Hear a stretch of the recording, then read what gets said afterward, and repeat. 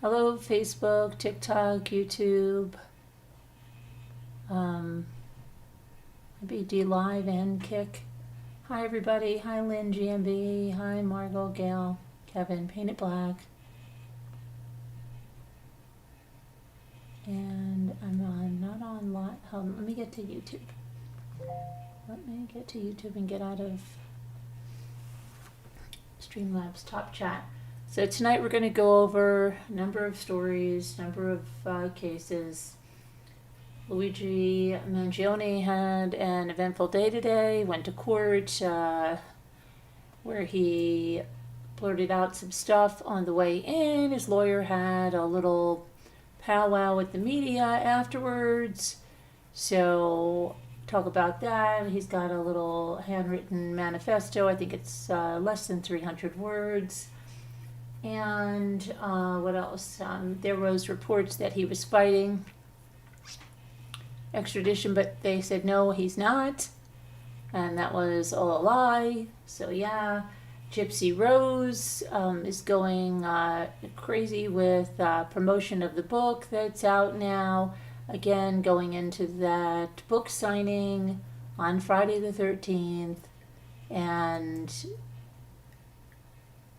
dealing with the peaceful protest, I guess, under vigil for Dee Dee. Hello, Bucky Ann. Hello, L. Two Scooter. Kevin Leonard. I don't know who I forgot. If I did, I'm sorry. I am sorry. So we're going to talk about Gypsy, but Gypsy disses Ryan in another article. And she basically, we'll go over it, but she basically says the D was not fire, as she said. So what it does? It's that kind of stuff says way more about Gypsy Rose than it does about anyone else. Okay, it proves she's a liar. And then an ex-Oklahoma deputy sentenced for the murder of his deputy wife. We're going to go over that. And then you might remember that world champion cyclist. We talked about this case out of Australia. Pleads guilty to a car incident that killed his wife. Like, she was on the hood of the car trying to stop the car, and he kept driving. That's the vehicle incident that killed his wife. So we're going to talk about that. And then we're going to talk about day 3 of the Joseph Ferlazzo trial. And today there was a lot of detectives and, law enforcement taking the stand and talking about different aspects in the case, especially the location data from his phone. So we're going to go through all that. They kicked off pretty early. They've been kicking off pretty early. I'm not sure what the meaning of that is, but we're going to talk about all of that, and we'll see what else, okay? Hello, White Angel. Yeah, we're going to talk about the lived experience and the unjust. All of that. All right, so we're going to start with this ex-Oklahoma deputy. That's where I'm going to start.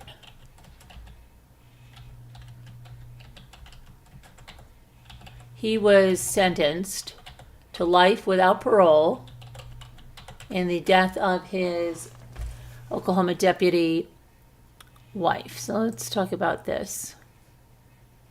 And I'm just going to put the graphic up here so we know if I ever do get to put chapters in, this will be the first chapter.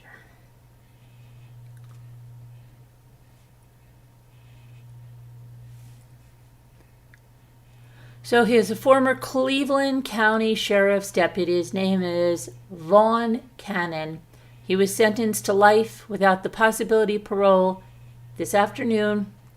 He was found guilty of murdering his wife, Jordan Cannon, who was also a Cleveland County Sheriff's deputy. According to the district attorney, Cannon had shot his wife, Jordan, 12 times in the face in August of 2023. Cannon has claimed that he doesn't remember doing that because he was intoxicated by beers and tequila shots. Well, a deputy of all people should know that doesn't excuse you. He doesn't remember doing it. Interesting, right?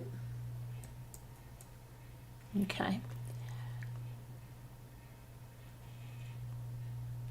So let's go. I believe he didn't even have a trial. He pled guilty. So I don't know why. Silly. Okay, let's go here right now. Let's go to the family and friends who are going to react on this. And his wife also goes by the name Jordan Pyle, P-Y-L-E, like Gomer Pyle, Jordan Pyle. Before the sentencing, let's see, he did, for a plea, he pled guilty. The Vaughn Cannon pled guilty to the first-degree murder of his wife that he doesn't remember, shooting her 12 times in the head. And guess what? Their teenage son was sleeping in the next room when this happened. 12 times in the head. Horrible, horrible. Why? Like, can you say overkill? What the heck is the point of that? You know what I mean? You've got to be really just either in a rage, you don't like what, he doesn't remember it. Come on. Crazy. I don't know. Cannon himself took to the stand to read a prepared statement, shown at times sobbing, saying he was deeply tortured knowing she was gone and wishing he could take her place, and asking for forgiveness from the families. The state questioned Cannon about that night and asked why, but Cannon had no explanation, only saying he didn't remember it. He didn't remember doing it. Rusty Pyle, Jordan's father, said he is pleased with the judge's sentence, life without parole. I think the judge gave the right verdict. I figured it was only just that he spends the rest of his life in prison. Even though we didn't have to go through a trial, there was a lot of evidence we saw. We were hoping we wouldn't have to see, her father added. Several family members gave victims' impact statements, asking the court for the maximum sentence. We were hoping for this end. We got it. It's time to start healing, said Rusty. Rusty shared that his daughter Jordan was a bright light, and they will spend each day honoring her. Now, investigators say this deadly shooting happened on August 30th of 2023, following a domestic dispute between the two at their home on Brookstone Lake Drive in Oklahoma City. The Oklahoma City police responded and they found Jordan Pyle, who was 40 years old, dead from those 12 gunshot wounds. Police say that Cannon and Pyle had been engaged in a heated argument before the shooting. Following the shooting, Cannon remained on the scene and was arrested without incident.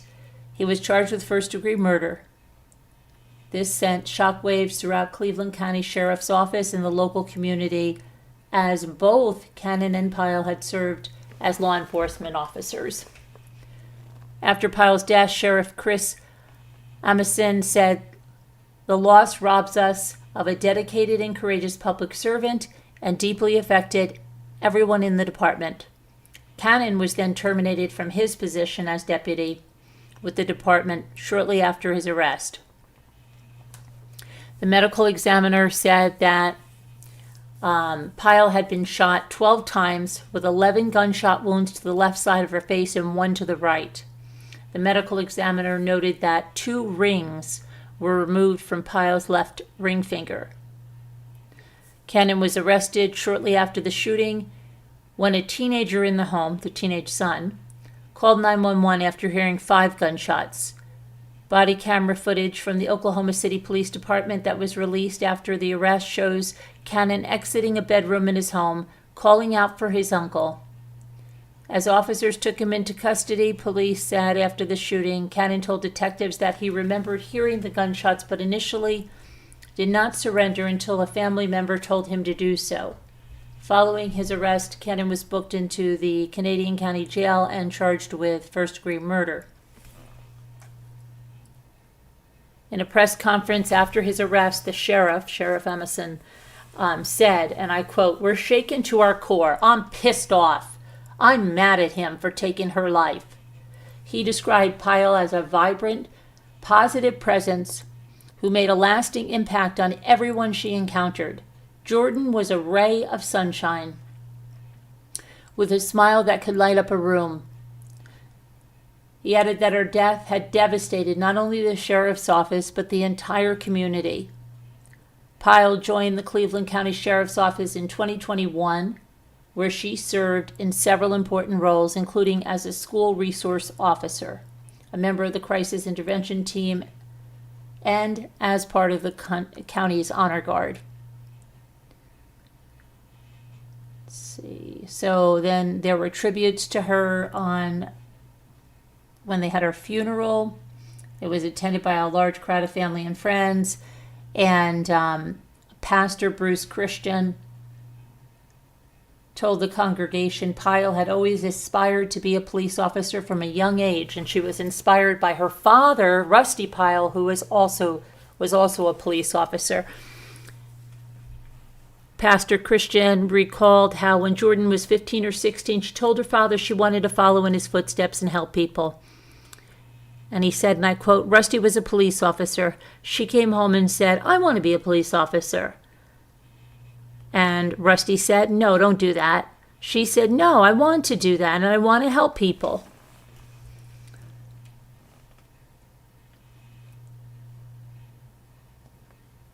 Police chaplain Jack Poe spoke about how Pyle had always been a source of support for her colleagues, saying she was always there to lift us up, to help carry our prayers, to see us through, and now we're here to see the family through. She was something very special, said her father, Rusty.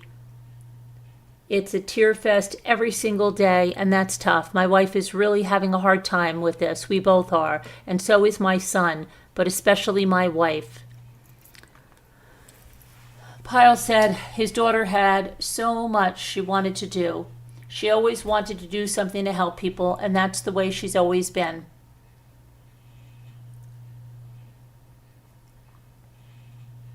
So, very sad. He's going away, life in prison, and no possibility of parole there. And for what? You know what I mean? Murder is not going to solve your problems. It's only going to destroy your life, right? It's crazy that, I don't know, so many people just do this. Let me put a picture of Jordan up there.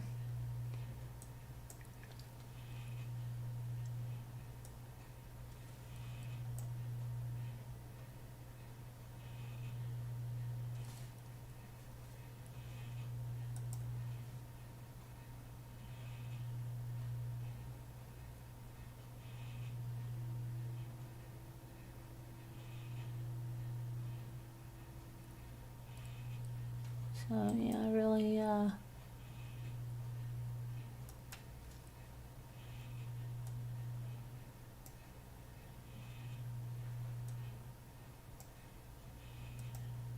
sad stuff. Prayers for her family and friends, their son. Oh my gosh.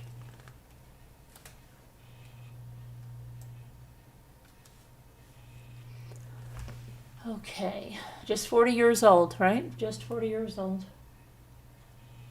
And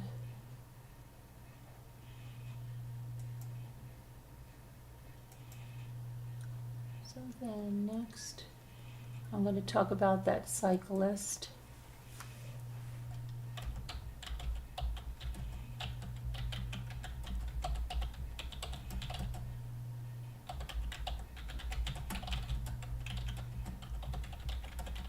We talked about this before when this happened, and we're going to talk about it now.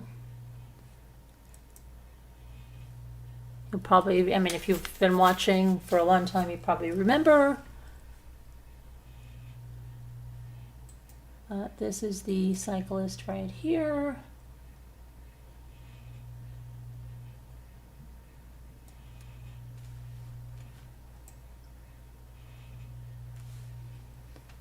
And his name is Rohan Dennis. That was when he was cycling in Italy in 2023.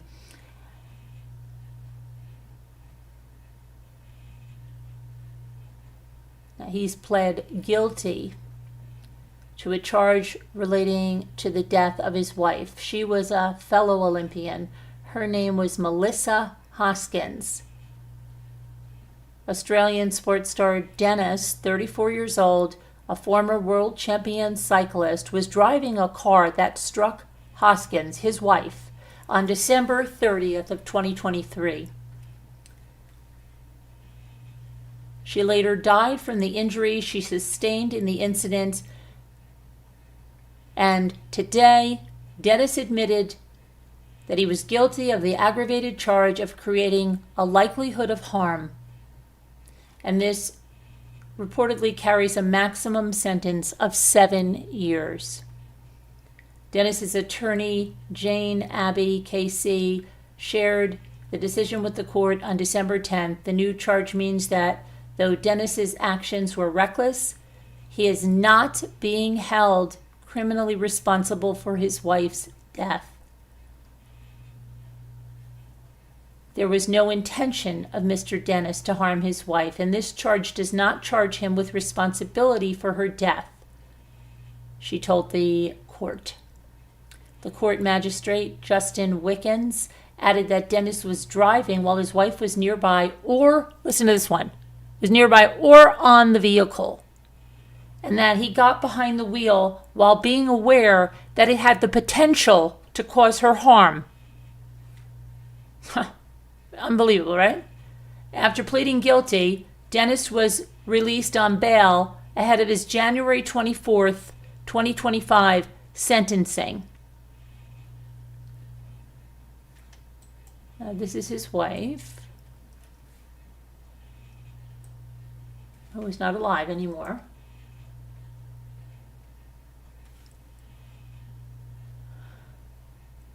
They get married in 2018. They have 2 children together.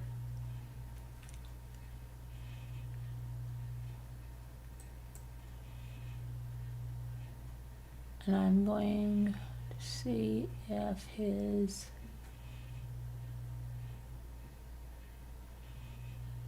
he has made his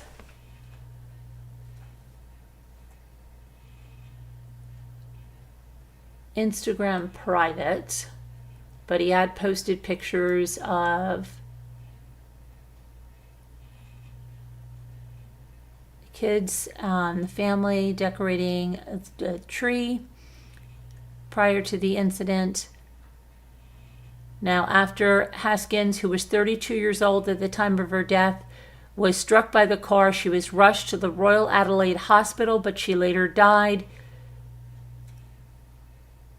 She competed for Australia in the 2012 and 2016 Olympics in the team pursuit and won the world title in the same event in 2015. Dennis helped Team Australia receive a silver medal at the 2012 Olympics and a bronze in 2020. He's also a 2-time world champion in the road time trial, and he retired from cycling in 2023, the same year that he killed his wife.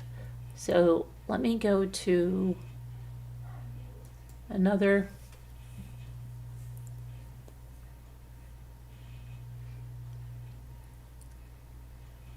location here, because there is like much more to the story. So here's another picture of the couple coming up here. This was from Instagram.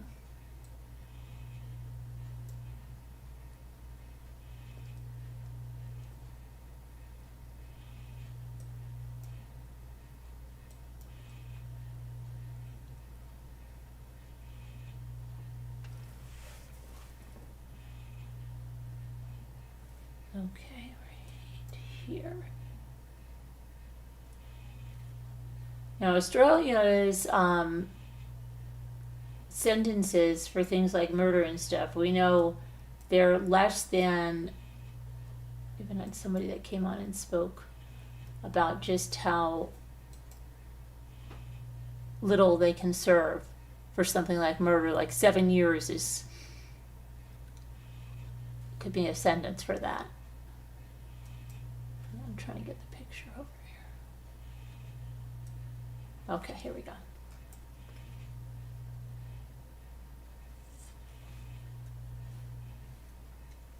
Should be showing up there.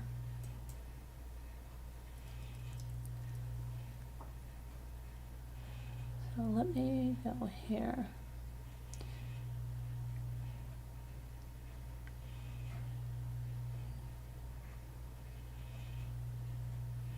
So there's like, it's interesting because they don't really say what happened here, but from what I've read from before and from what you can understand here, that he was arrested after Hoskins, 32, was struck by his vehicle in front of their home in Adelaide's Inner North on December 30th, 2023. Again, his lawyer told the court the defense and the prosecutors had agreed to drop the original charges and that he would instead plead guilty to an aggravated charge of creating a likelihood of harm. She said, and I quote, what is agreed that will happen today is that there will be a plea to count 3. The original charges will be dropped. In respect to count 3, it is entered today a charge on the basis of recklessness. So there is no intention of Mr. Dennis to harm his wife, and this charge does not charge him with any responsibility for her death. Wickens told Dennis that he drove when his wife was on or near his vehicle. On. Take that one, okay?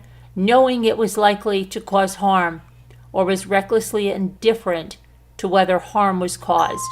It was an aggravated offense because they were in a relationship. The charge carries a maximum sentence of 7 years in jail and a 5-year loss of driver's license. See, and then he'll be sentenced on January 24th.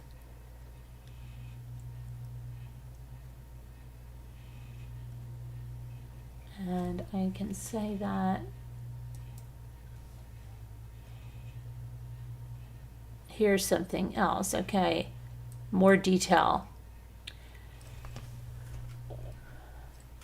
New claims, and this is back then, okay, new claims have emerged about the circumstances surrounding the death of beloved Australian cyclist Melissa Hoskins. Melissa died last Saturday after being hit by a 4-wheel drive ute, allegedly driven by her husband, Rohan Dennis, who was 33. Dennis, who has 2 children with Hoskins, has been charged with dangerous driving, causing the death of his wife, as well as driving without due care and attention and endangering life. The couple were due to attend a Christmas street party on the night of Hoskins' death, but they were no-shows. Okay, here's a picture of the couple, and you probably might recognize this picture because I think I showed this picture before here, this one right here. Trying to get this to go over there. Ouch.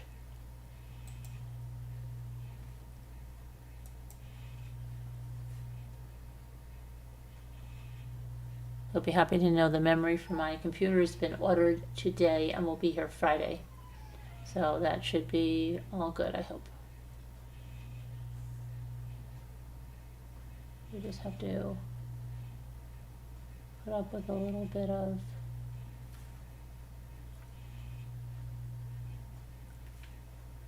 crazy, but okay, according to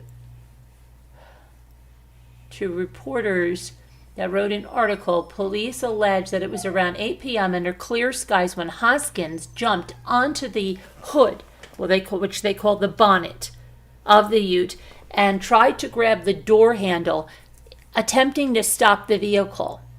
And Dennis allegedly continued to drive until his wife fell off the vehicle. She was allegedly dragged some way down the road.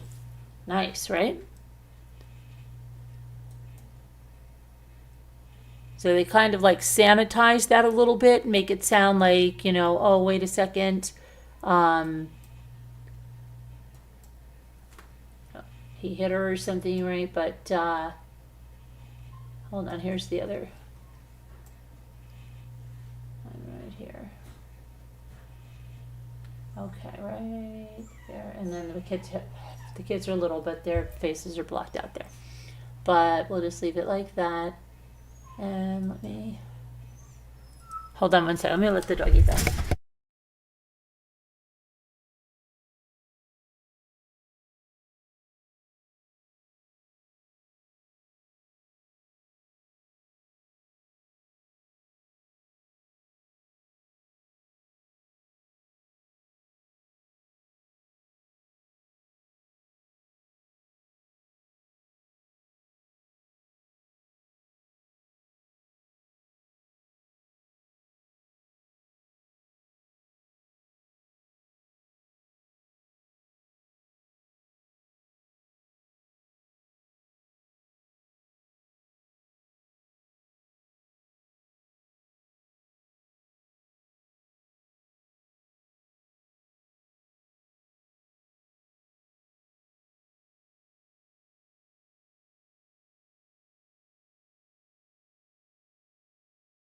Okay, I'm back. All right, let me close one of these pictures. All right, let's go. Close this one. We don't need that one either. Too many windows. Okay, here we go. One neighbor who's a trauma surgeon said he hadn't noticed anything until he went outside to photograph Jupiter around 10 p.m. And he said that there was a police car parked in front of our driveway with the lights going. Then a little bit later, we saw a dark 4x4 being towed away by a tow truck. Another resident said it's traumatic and very unusual, and the truth has to come out because something happened. I remember going over this when this happened, which was not even a year ago. When Dennis shared a Christmas wish from our family to yours alongside Miss Hoskins on December 25th to social media, nobody could have predicted the tragedy that would follow just 5 days later. Dennis and Miss Hoskins were a golden couple of Australia cycling. She was a dual Olympian who competed, like I said, in what she competed and what he did. And friends of Ms. Hoskins, meanwhile, later told that the couple had been planning to make some major changes in their post-retirement lives, including opening their own vineyard in the Adelaide Hills. Dennis had insinuated as much on his Instagram, where he frequently shared photos of himself, Ms. Hoskins, and their children. Asked in the comments if the intention was for his own label of wine, he responded, "That's the goal."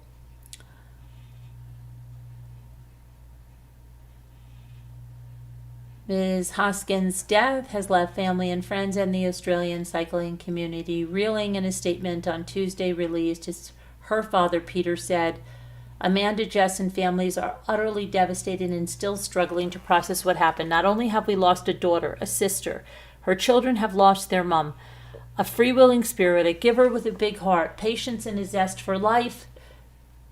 She was the rock of their life and ours, and we need to honor her memory so they can grow up knowing who she was, what she stood for, and what she gave to everyone whose lives she touched.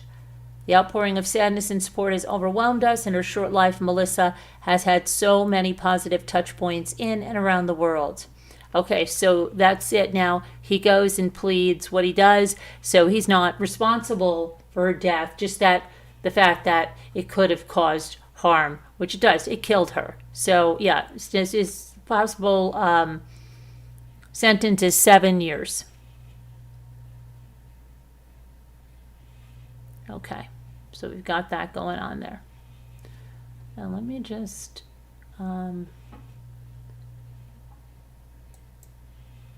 check one thing here.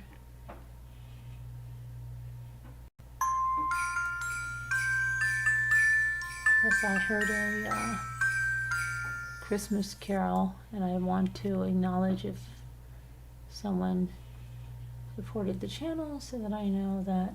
Hey, Billy Boy Blue. What was that awesome Christmas tune? It usually comes if someone gives a super chat or something, or in your case, I think you put up your 39 years as a member. 39 years, oh my gosh, Bully Boy. 39 years. I think it kept member, oh, you're doing your member love, okay. Member love, Sergeant Rambler for 16 months, painted black, lovely. And then Bucky Ann, 24 months, and a $2 super chat. Thank you, Bucky. Woohoo, you. And Billy Boy Blue, 39 months, not years. Who wants to come climb up here for my milestone? Thank you, Billy Boy, for being a member for 39 months, painted black. And Bucky Ann, 2 years and 16 months. Wonderful. Okay.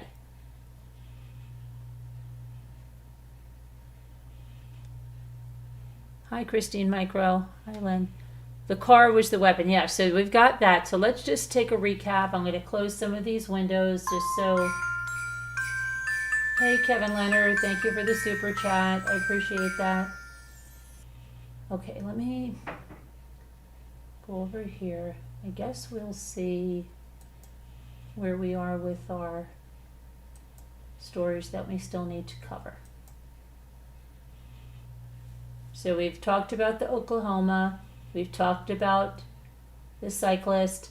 I'm going to go over Joseph Ferlazzo trial day 3, and then we're going to do Luigi, then we're going to do Gypsy, okay? That's how we're going to do this. Joseph Ferlazzo, if you've not been following the trial, Joseph Ferlazzo is a tattoo artist, and he married Emily. I believe they got married. They met in 2019.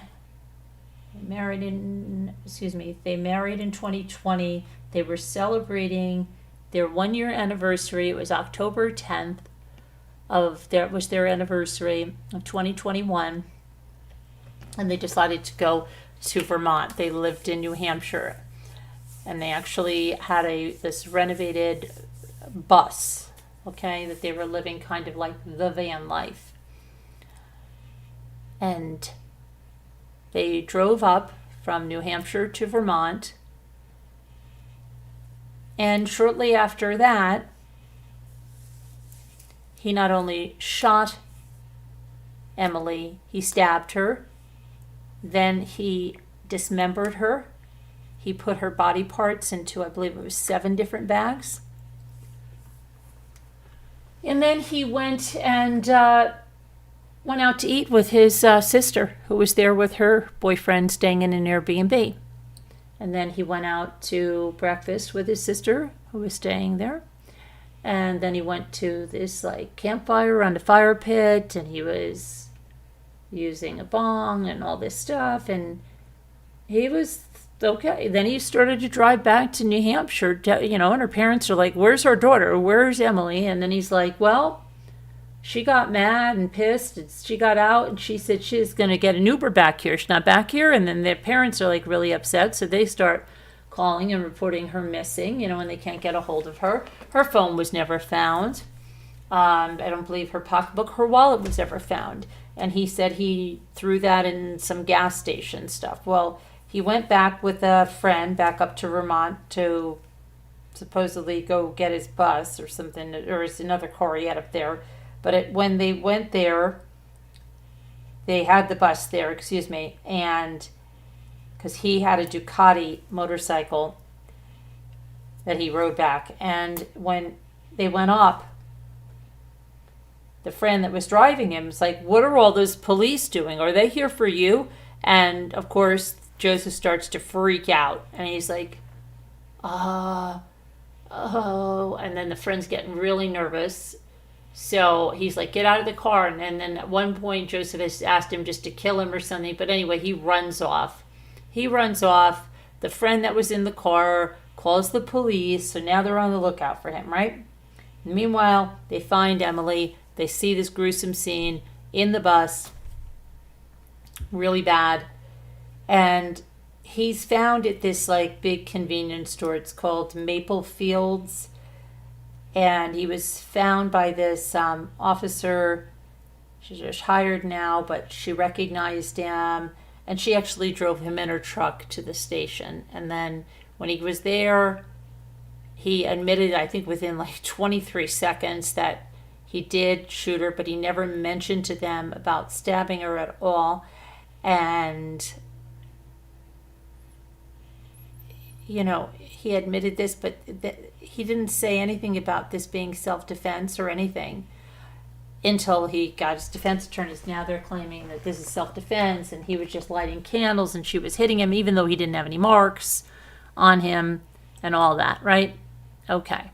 So today was day 3, and you should see the other, I don't know whether she's an attorney or I think she must be the other attorney. He has 2 female attorneys. One sits on the end and she looks just like Sherilyn Cadle. Remember the woman that wrote that Chris Watts book? All she does is remind me of Sherilyn Cadle. But Tuesday marked day 3. The jury heard, hold on one second.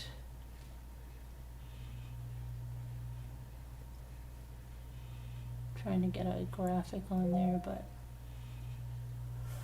see if I can get you a picture of the Sherilyn Cadle lady.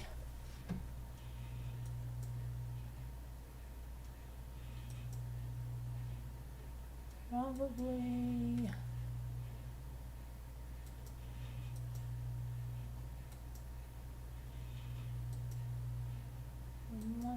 Let me see if I can get a picture of the table at the court. Maybe that might.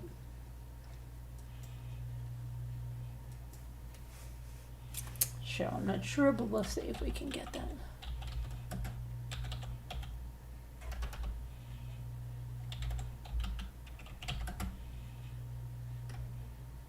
Okay.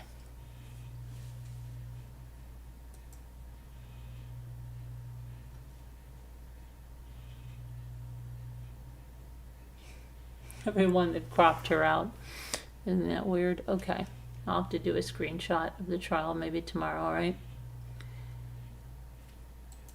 Let me get a graphic up here because, again, if I go into the thing of maybe one day cataloging these and maybe even splitting them up into shorter videos, right?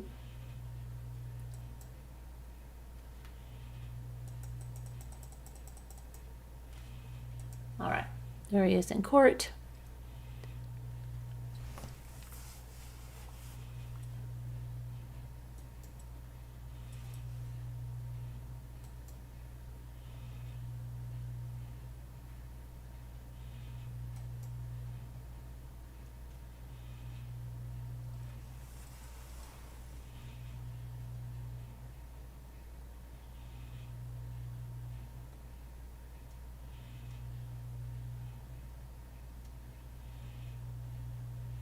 Somehow okay, here we go. It just went down. The jury heard testimony from 4 new state witnesses, which started with experts from the Vermont Forensics Laboratory who helped with the early stages of the investigation. Yeah, we had a tool mark specialist on there. The state and their witnesses worked through the evidence, including the firearms, the blood samples found in the van, DNA samples that were found on several of the items that were sent to the lab, including a saw blade and 3 knives that matched with the victim. There were 6 swabs that were consistent with Emily, said the DNA analyst. Courtney Ganter. Later in the morning, a Vermont police detective took the stand, and she was tasked with tracking Ferlazzo's cell phone in the days following the October incident. She described the moment that both his phone and Emily's phone were turned off on the night of her death. She said, and I quote, "As I'm going through my analysis, I noticed I stopped getting cell site information for Joseph's device, and when I looked into it, I noticed it was powered off."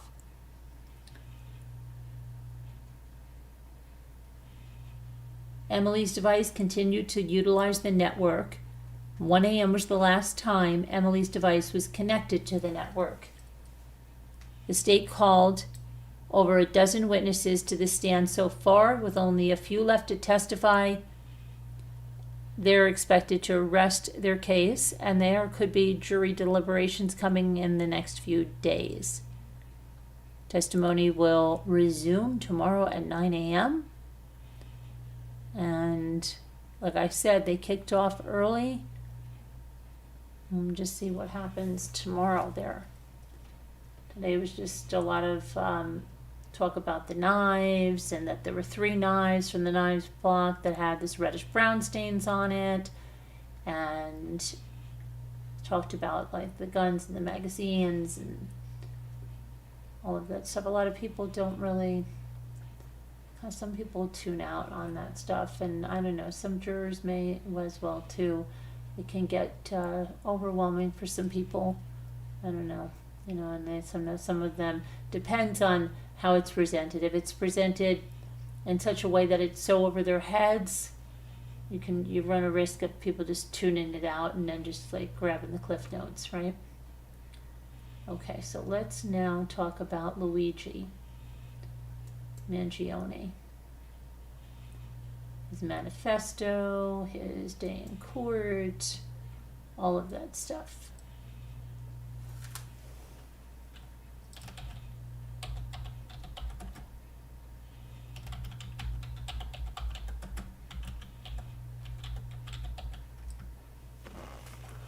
Okay.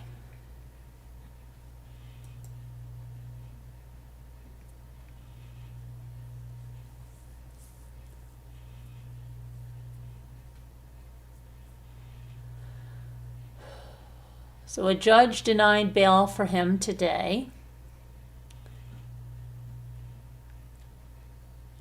He's accused of shooting United Healthcare CEO Brian Thompson.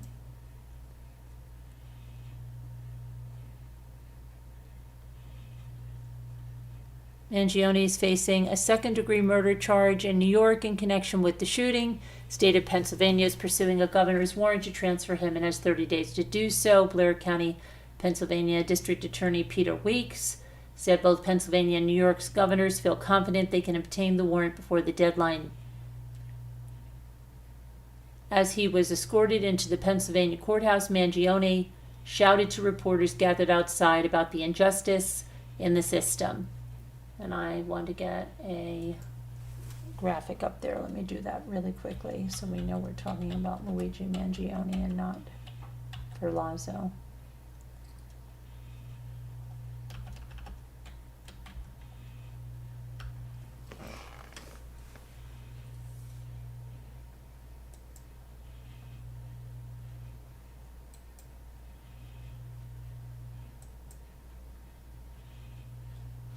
I noticed in the back of his head, he looked like he had either lost a bunch of his hair there, like in a straight line. I don't know whether it was an injury, that he had scar tissue or something, or it was something that happened recently or whatever. I don't know if anybody else noticed that.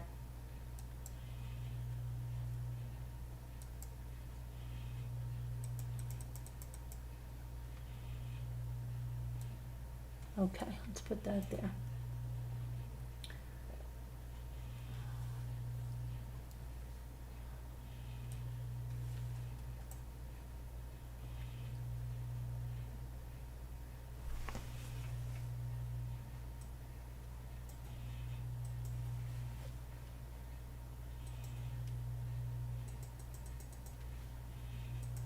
That's what he was yelling as he went in there, okay?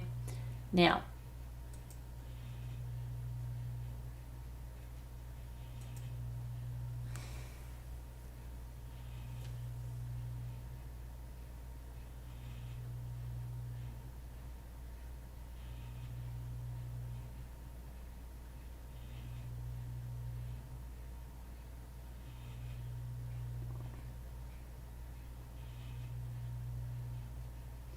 So here's something.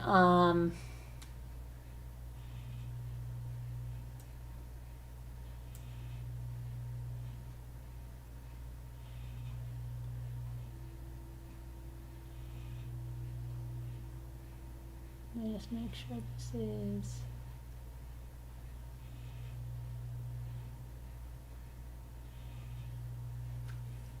Allegedly, Luigi's manifesto.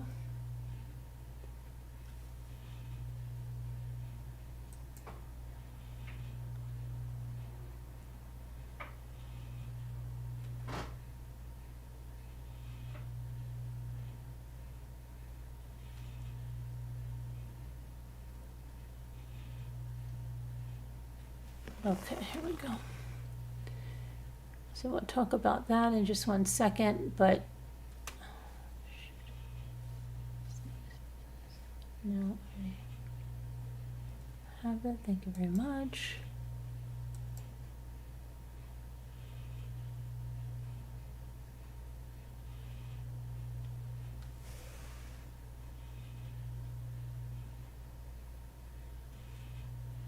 There is a fake, I just want you to know there is a fake manifesto. You've got to be so careful. There's so much fakeness that is on there that is like 4 or 5 pages long.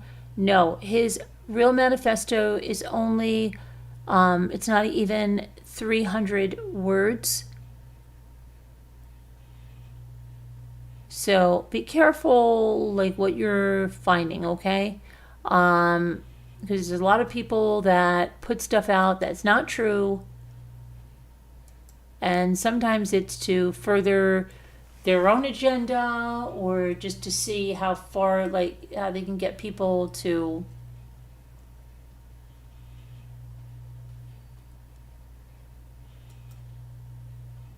repeat something or see what their influence is. But just be really careful, because there's a lot of stuff that's out there that's not true at all. Okay.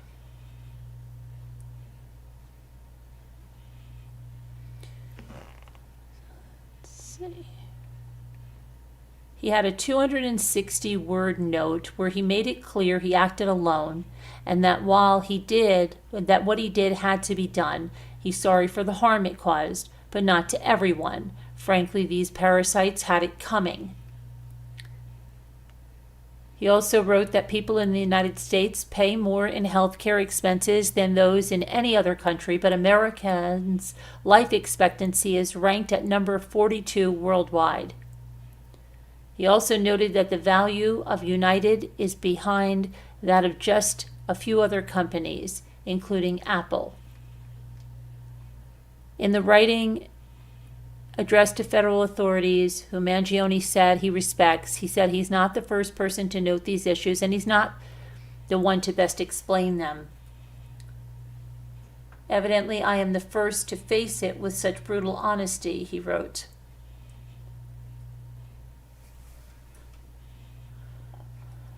The note criticized companies that continue to abuse. It's going crazy here. Our country for immense profit because the American public has allowed them to get away with it, and singled out United Healthcare to note that while the insurers' profits have grown, American life expectancy has not increased. He railed in the manifesto about the disparity between Americans' wealth and the quality of its health care.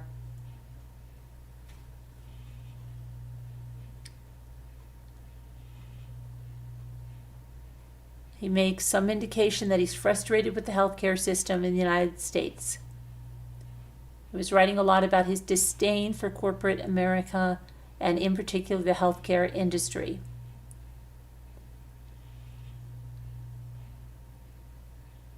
Mangione was not on NYPD's radar until his stunning arrest, which happened at the McDonald's shortly after a customer and a worker recognized him from surveillance photos released by the NYPD and publicized around the world. Shocking video shows the gunman approached Thompson from behind and opened fire. Within 45 minutes, he escaped, New York police said, heading into Central Park on a bicycle, ditching it on the Upper West Side, then getting on a bus at the Port Authority terminal in Washington Heights. Two law enforcement sources told the Daily News that investigators believe Mangione targeted Thompson because doing this to a CEO is symbolic takedown and a challenge to what the suspect sees as a corrupt healthcare system.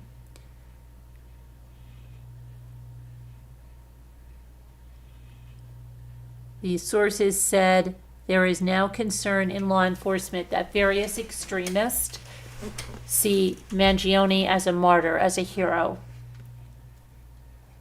Okay. And there are a lot of memes and things out there that, he took things into his own hands. There's a lot of people who support him for various reasons, whatever they may be. But murder is wrong. Murder's wrong. You can't solve things, even, unfair things, horrible things with murder. It's not there. You don't do it. Okay, now let's talk about his mother reporting him missing.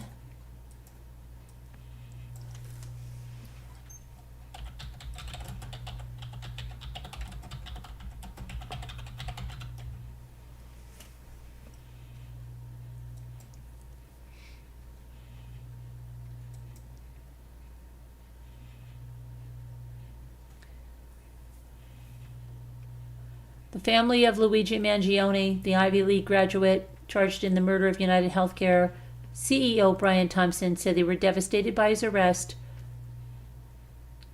It was revealed the 26-year-old alleged gunman spiraled after undergoing traumatic back surgery.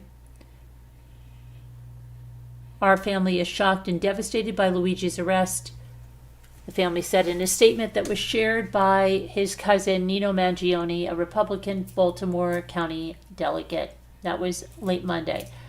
We offer our prayers to the family of Brian Thompson, and we ask people to pray for all involved. We are devastated by the news, Mangione family said.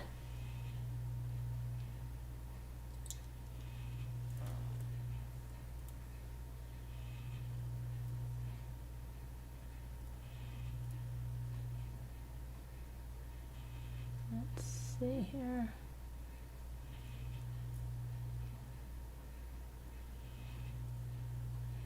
I want to get to Mangione's mother reported him missing November 18th, possibly from a home in San Francisco where he lived for a time, and reached out to his peers as they tried to track him down. He's a University of Pennsylvania grad, comes from a well-off real estate family that's prominent in their Maryland community. He was raised outside Baltimore in Townsend. His family owned 2 sprawling country clubs, a local radio station, and several other real estate holdings. In the weeks leading up to the shooting, he had become estranged from his family and friends. And that's, again, his mother reporting him missing.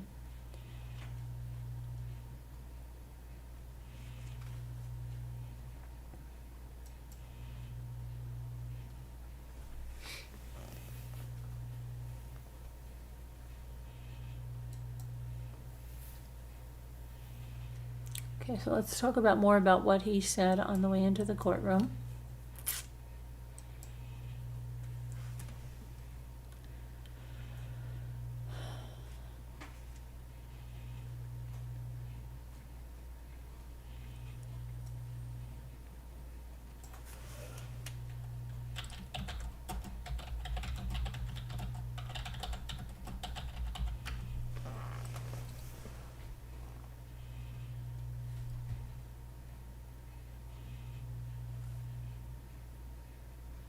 And they said he's not fighting extradition. I saw his attorney say that. He said that's another thing that the media has wrong. We're not fighting extradition.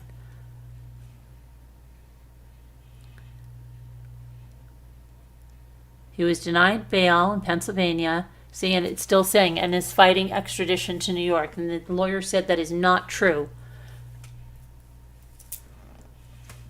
Mangione shouted to cameras as he arrived for his extradition hearing this afternoon, "It's completely out of touch and an insult to the intelligence of the American people." And then he said something about life experience.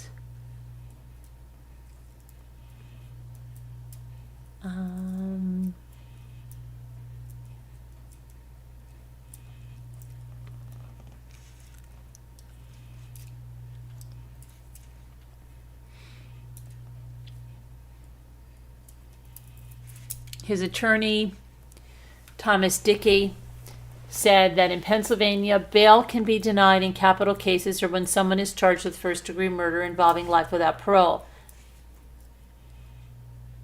I think he was entitled to bail, and if the judge makes it 100 million, 10 billion, or 100,000, he's entitled to bail, Dickey said. The New York governor, Kathy Hochul, said she will sign a warrant for Mangione's extradition to New York.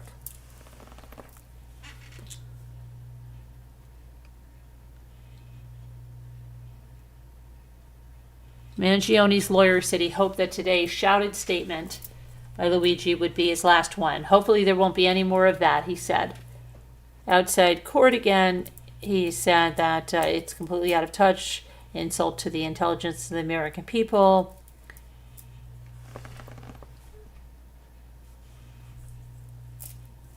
When the attorney was asked about Mangione's emotional state, he said, "If you put yourself or if you put a loved one in that position, it's natural, I think, to go through many emotional states. As for him not talking, I'm going to be his lawyer. I'm going to be doing the talking."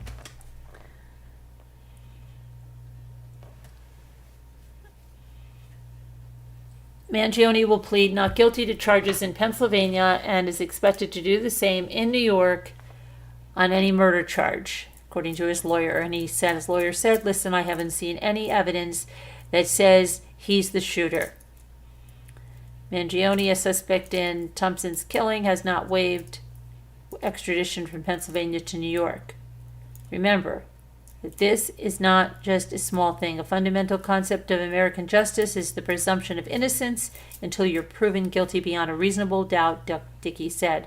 He said, "I've seen zero evidence at this point that Mangione is the shooter." Mangione was arrested in Altoona yesterday and is charged forgery, possession of a weapon, and other counts there. He is not charged with murder in Pennsylvania.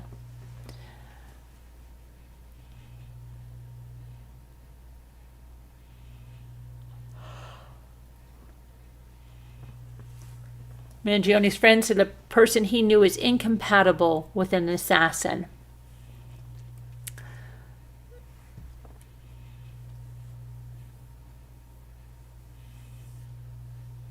New York investigators are looking into whether Thompson, the CEO, was the target of a symbolic takedown, according to two senior law enforcement officials briefed on the matter. Police are exploring the possibility that the CEO's murder could be a culmination of Mangione's troubles and list of grievances in a fight against corporate power games.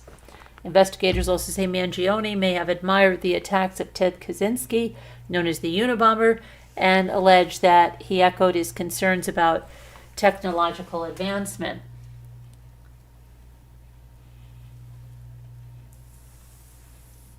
Manhattan District Attorney Alvin Bragg's office confirmed that prosecutors will seek a governor's warrant to extradite Mangione. Mangione appeared in Pennsylvania court, denied bail. After the hearing, Blair County District Attorney Peter Weeks told reporters that he does believe the New York charges take precedence, as there is no more significant assault than homicide. That doesn't mean we're getting rid of our charges, he added.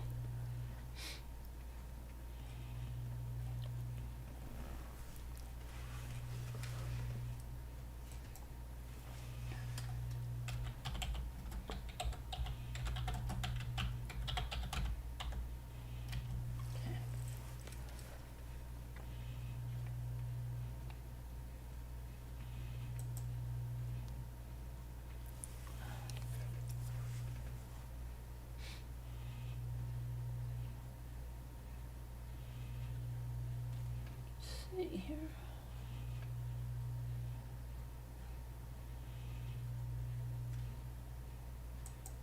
So let's look at his wealthy family history.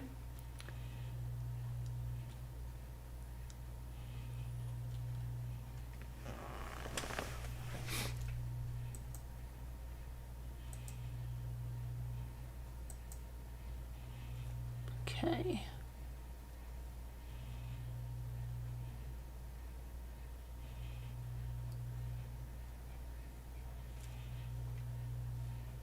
Oh my goodness, this is so crazy. What is wrong with this stupidity? All right.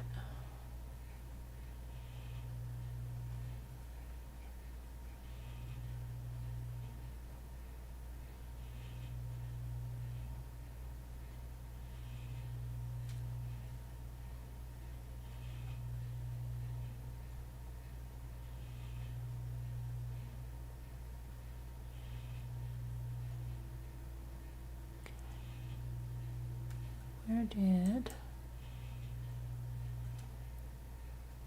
I just can't even believe how many people are still saying that he's fighting extradition when the lawyer said it. He's not. It's like, it's crazy.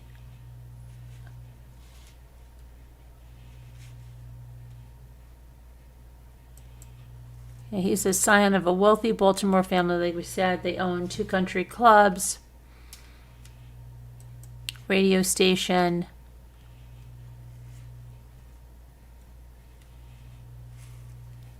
And my computer's being a little jerk here, so just hang on 1 second.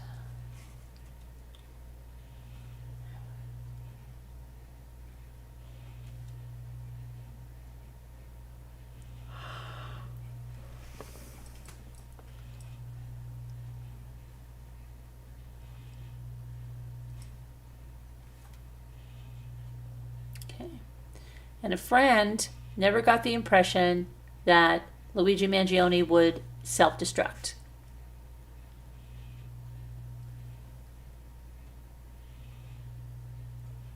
He was a high school valedictorian, as I told you yesterday. He's an Ivy League graduate. He went to a private, very exclusive boys' private school in Maryland.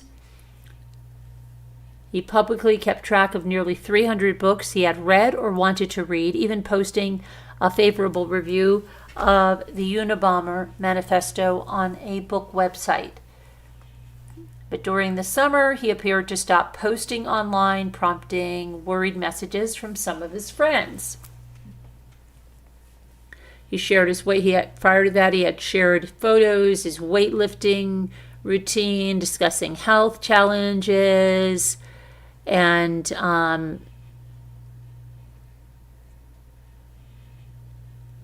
all of that stuff. So R.J. Martin, who he lived with in Hawaii, said, I can make 0 sense of it. Remembering him as friendly and thoughtful, it's unimaginable. He's one of more than 30 grandchildren of Nicholas Mangione and his wife Mary. He volunteered at family business, the nursing home chain Lorien Health Systems, while he was in high school. He graduated from the prestigious Gilman School, that all-boys school, known as one of Baltimore's toniest private schools, where he was the high school valedictorian in 2016. Freddie Leatherberry, a high school classmate of Mangione, said Mangione had everything going for him, but he wasn't really snobby. He was humble. He was unassuming and easy to approach. In his valedictorian speech, Mangione lauded his classmates for coming up with new ideas and challenging the world, citing successful fundraisers and accomplishments in sports and academics.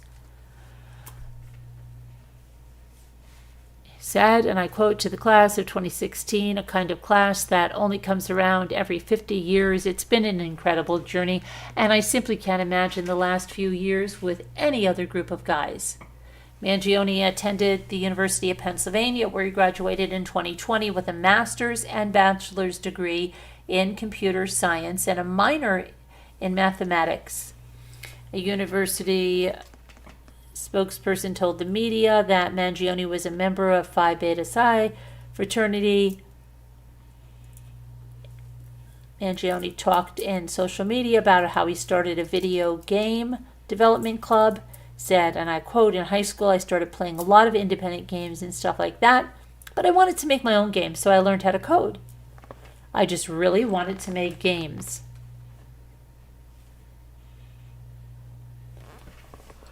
Interesting. I want to see, how did he, let's see how he hurt his back here, which we're going to see right now about his spine and all of his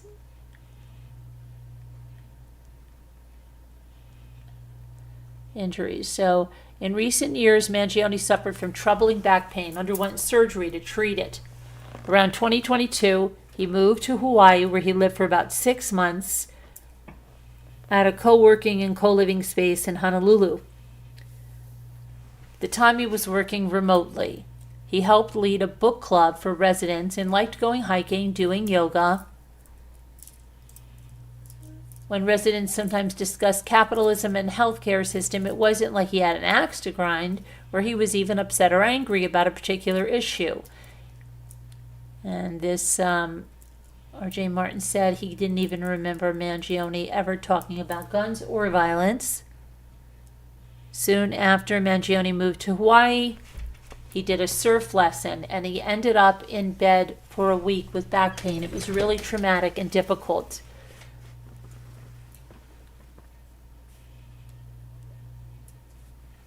Martin said he fell out of touch with Mangione and last exchanged texts with him earlier this year.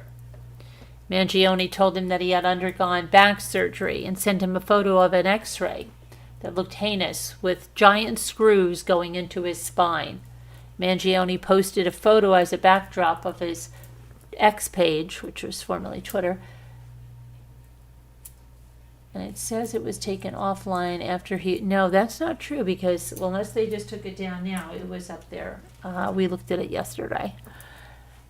There's so much. They took down Facebook and Instagram and YouTube.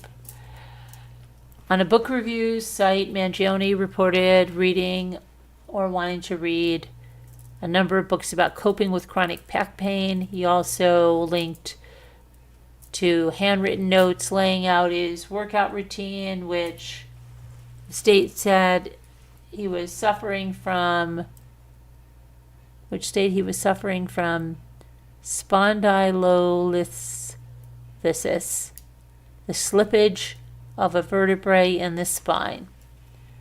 Post from a now deleted Reddit account that does not list Mangione's name but closely matches many of his biographical details, including his university age, major, and health conditions, say that the user suffered from backaches related to that condition since childhood, but aggravated the condition after the surfing incident.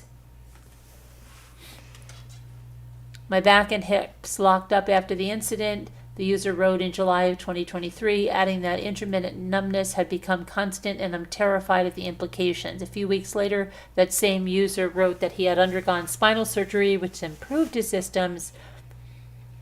He did not appear to post about health insurance related to the surgery or connect the treatment to United Healthcare. He detailed other health struggles in the past, including Lyme disease and severe brain fog, which he said he had started losing sleep during his fraternity's Hell Week and caused his college grades to start tanking. He expressed frustration about how little was understood by the medical community about brain fog, writing that it's almost brutal to have such a life-halting issue. The people around you probably won't understand your symptoms. They certainly don't for me. That's what he said. Mangione's Goodread profile also sheds more light on his thinking about political violence. Earlier this year, he reported having read the 1995 Anti- 'Technology Manifesto written by the Unabomber, Ted Kaczynski. It's easy to quickly and thoughtlessly write this off as the manifesto of a lunatic in order to avoid facing some of the uncomfortable problems it identifies. But it's simply impossible to ignore how many of his predictions about modern society turned out. Mangione wrote in a review of the book in January, he was a very violent individual, rightfully imprisoned, who maimed innocent people. While these actions tend to be characterized as those of a crude Luddite, however, they are more accurately seen as those of an extreme political revolutionary. In the review, Mangione also shared thoughts someone else had written about Kaczynski in a Reddit thread, quoting a commenter who had described his acts as a war and revolution, saying that he had the balls to recognize that peaceful protest has gotten us absolutely nowhere and that violence never solved anything, is a statement uttered by cowards and predators.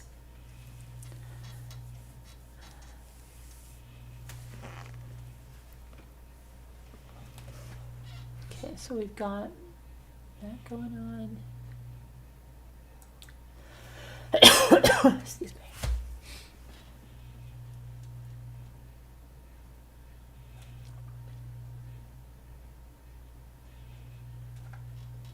His mother had to have a gut feeling he was losing it. Christine said, Lynn said, why did he say parasites as in plural? I wonder if he was planning more.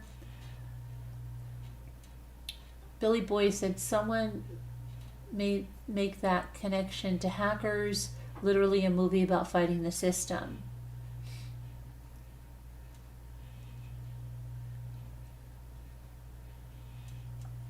Okay. What about weather issues? What are you saying? Hold on. What is Kevin saying? I don't know what Kevin is saying. Hi, little lady.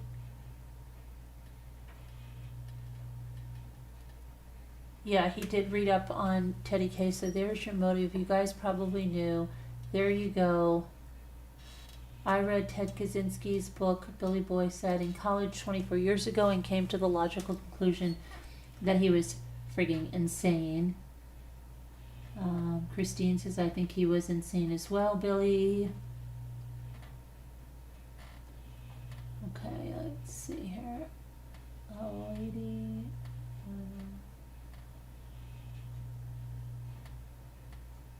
Okay, I don't know what happened there. Somebody said something somewhere. Okay, let's talk about Gypsy now. Gypsy Rose. Who's ready for Gypsy Rose? Gypsy Rose.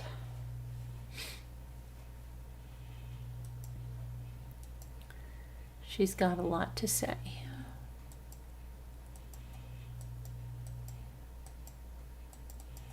Okay.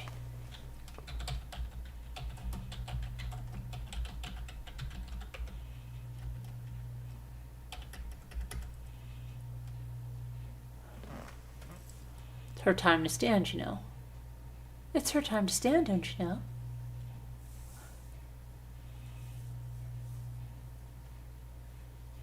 It's her time to stand.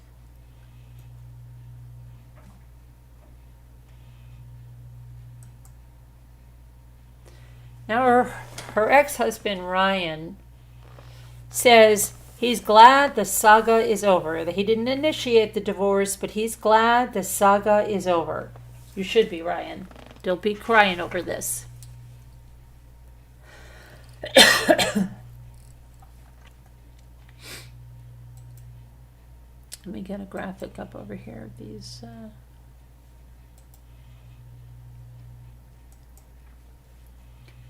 These two over here.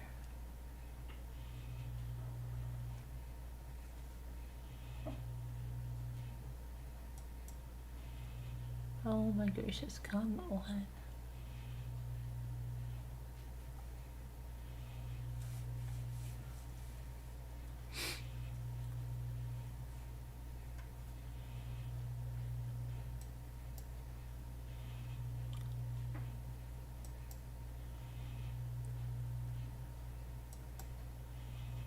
Come on.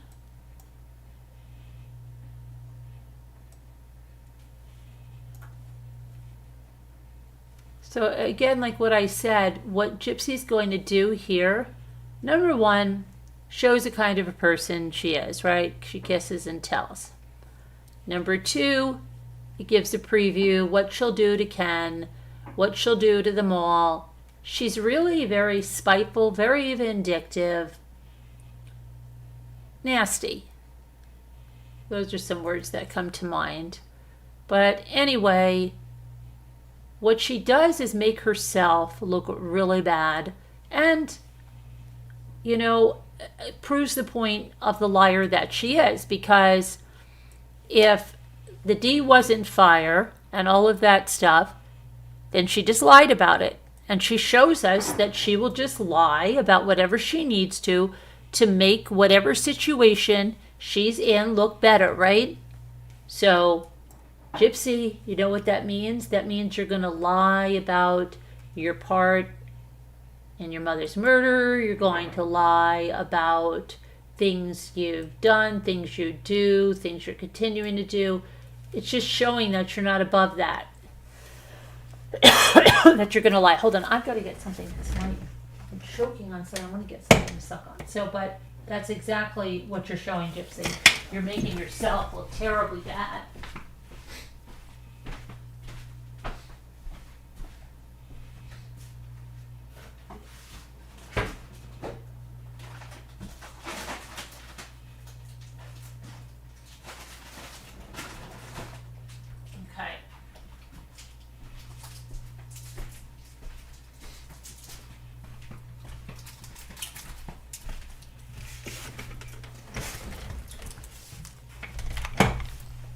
Okay.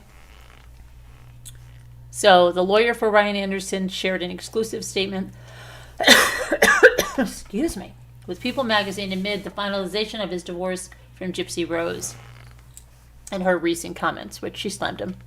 I'll talk about this in a minute. His lawyer said that he is happy. Hold on. Oh my goodness.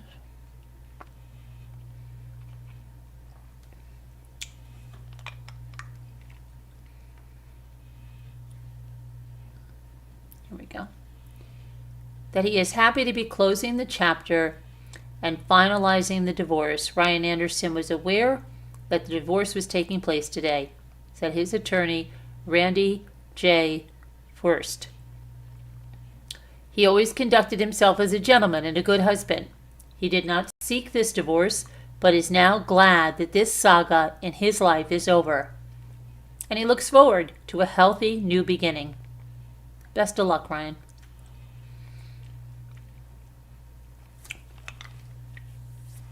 But Gypsy, ahead of the release of her highly anticipated, by who? Memoir, My Time to Stand, she shared details of her marriage to Ryan Anderson and private issues that came up. She said, and I quote, and this is in the book, I believe, "Ryan in my sex life was not ideal. I told him privately." Yeah, see, she's such a manipulative bee, okay? She told him privately. So which means she told She told him privately because it's something that you wouldn't put out there, right? Because it was true. Come on, get in. Let's go inside. Where's the third? Yeah, get in. Everybody in. Okay. You wouldn't tell somebody if, what did I just drop? Winnie the Pooh. Okay.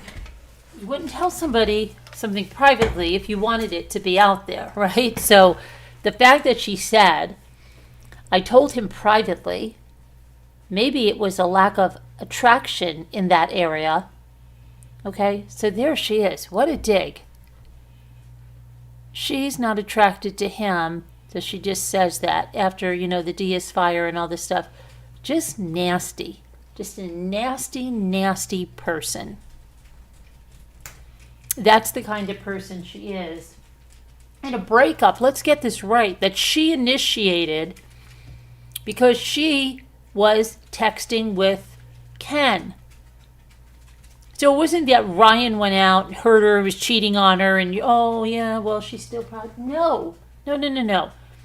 She should be taking the high road. And if anything, she should be saying, I don't have any hard feelings towards him. I wish him the best, yada, yada, yada, yada, yada, yada. And that's what she should be doing. But instead, here she is going to put her digs in. Right? Let's see. So she says, Brian and my sex life was not ideal. I told him privately. Maybe it was a lack of attraction in that area. Or if I wasn't processing properly. Another issue for Blanchard was an intense argument they had. So, allegedly, he got in her face and screamed. I don't believe that, because I've seen her screaming in his face, and I've seen what Nick Godejohn said about her, about how scary she got. I don't believe Ryan was screaming in her face. I believe that's what she told that friend because she wanted to be a victim. Yeah, Gypsy said that she was afraid he was going to hit her. He didn't, but that happened in the past with her mother. So her first instinct was to tighten up and be prepared. This is such a lie. This is such a lie. And Ryan, I think when she's slandering you like this, you should come out and tell your truth. Okay? Because you did take that high road. And you've got this biatch going here and doing this crap. That's complete slander. You know that, Ryan, right? Saying that you were going to hit her is horrible. And it's horrible. That's Gypsy. It's so ridiculous. Ken, you better watch out, okay? Because this is going to be coming your way, buddy. Anyway, when did it happen to your mother? With who? Now you're throwing your father under the bus? Because who else was she with, Gypsy? Who else was Dee Dee with if it wasn't for Rod and you saw it? So it had to be Rod. So now you've thrown your father under the bus as well? Interesting. But she got to safety and called her lawyer too. Ryan is a big guy and she told me it was really scary. That's according to her friend Nadia Vizier, 23. Really? That doesn't make any sense because supposedly the reason she got so upset was because he was a food hoarder, which wasn't the case anyway, right?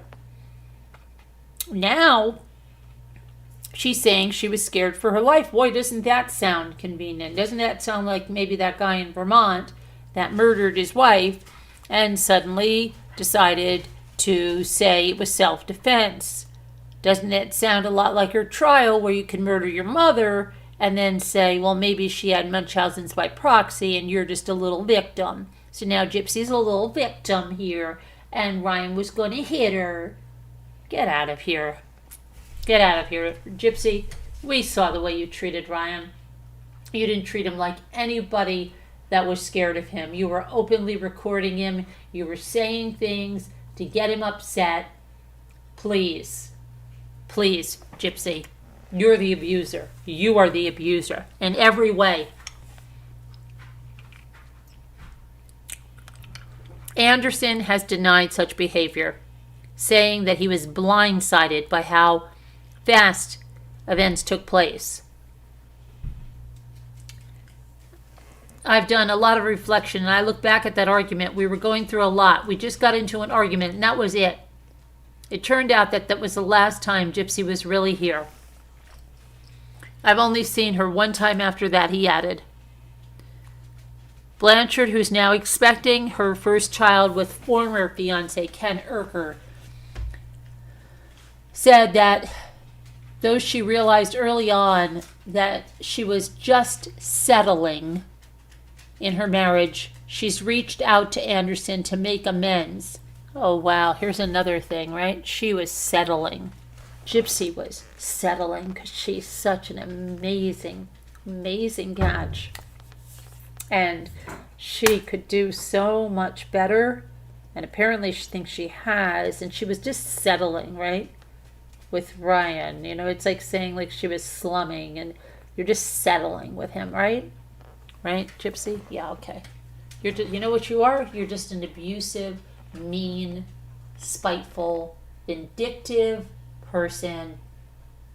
And Ken better watch out because Ken, this is who she is. This is exactly who she is.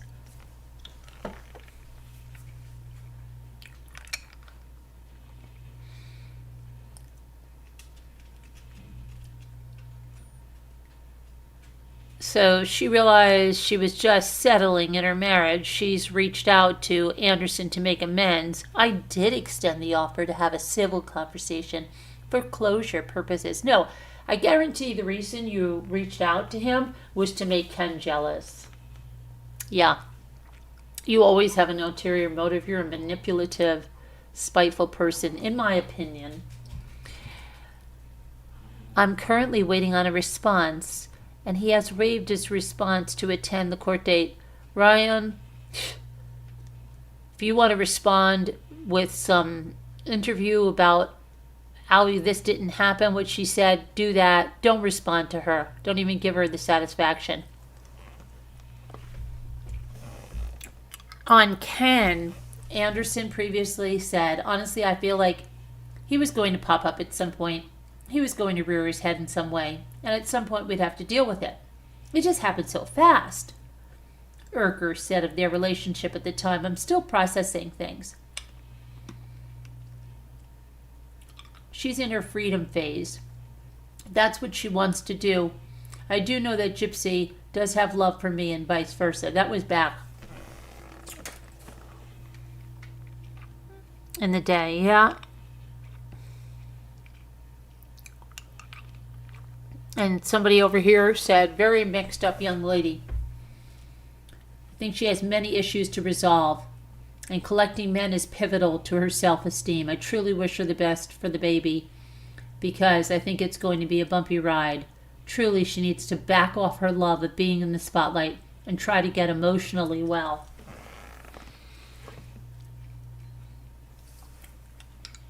Someone said, enough already. Go away, Gypsy. Live in peace and joy. Someone said, can we all move on now? She didn't deserve this attention. Another one says, I think Gypsy needs a lot of therapy. She always has that big smile on her face, but inside she's still that abused child. It seems like the smile never reaches her eyes.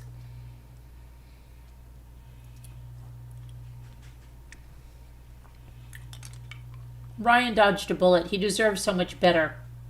Gypsy is a grifter and will always play the victim. I feel sorry for the poor baby out of all of this.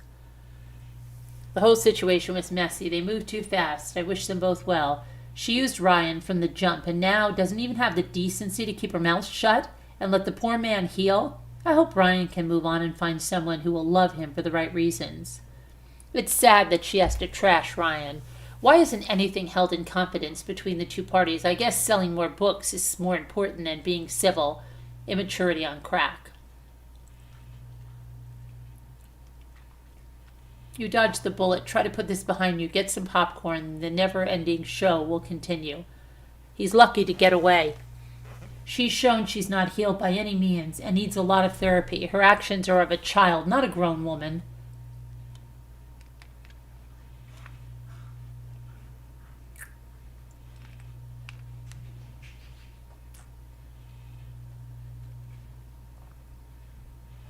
Unbelievable.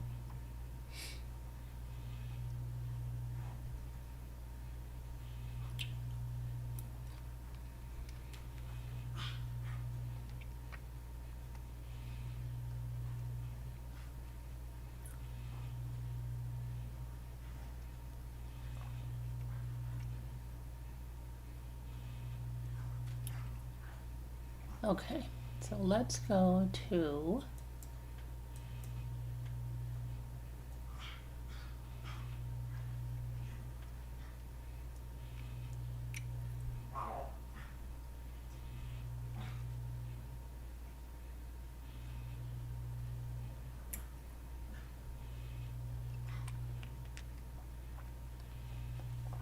Let's talk about Jay-Z and his lawsuit, okay?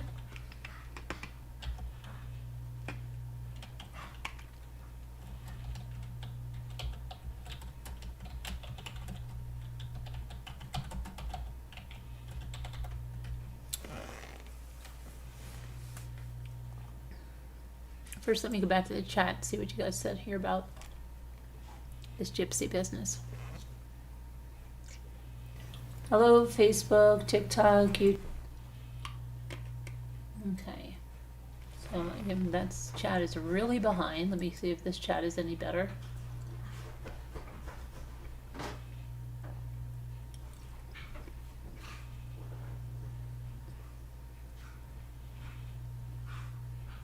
Let me see.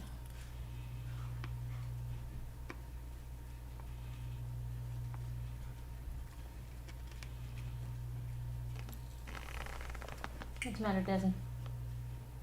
Are they rough housing?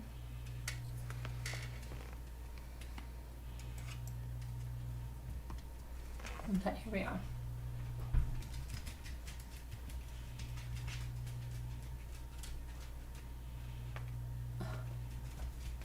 Hi, Sassy.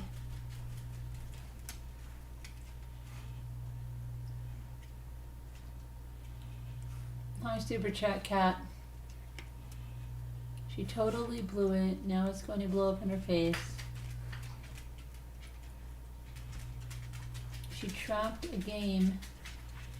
She's trapped in a game with a baby. What kind of woman is that? The gross part is Christy knew. She tried to make the rumors go away.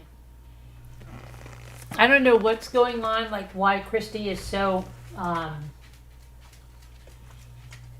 hell-bent on her being with Ken.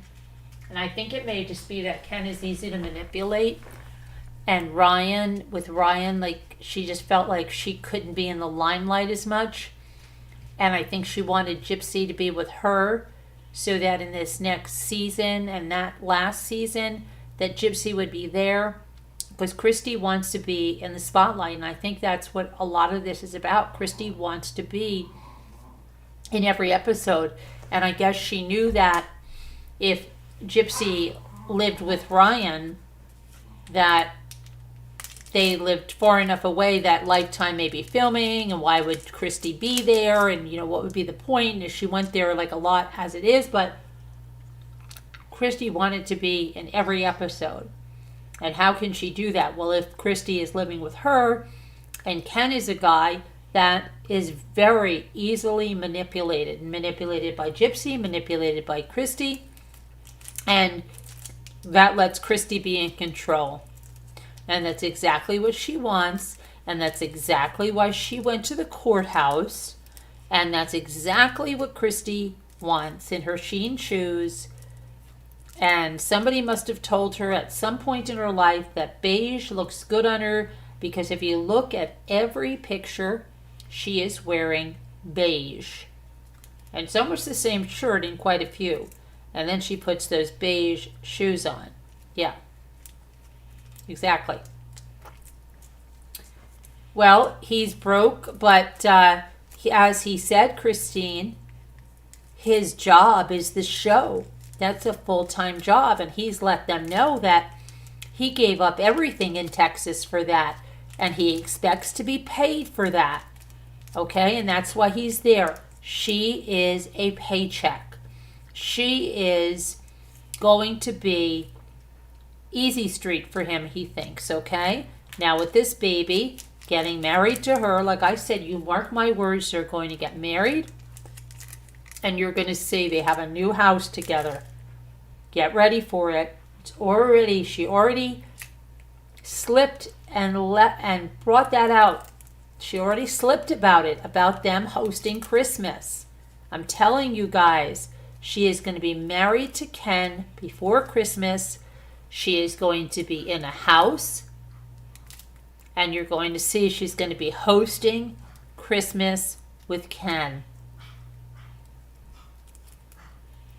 And then that's where the nursery is going to be set up. Mark my words. Mark them down. I'm telling you. I've told you this. I'm telling you.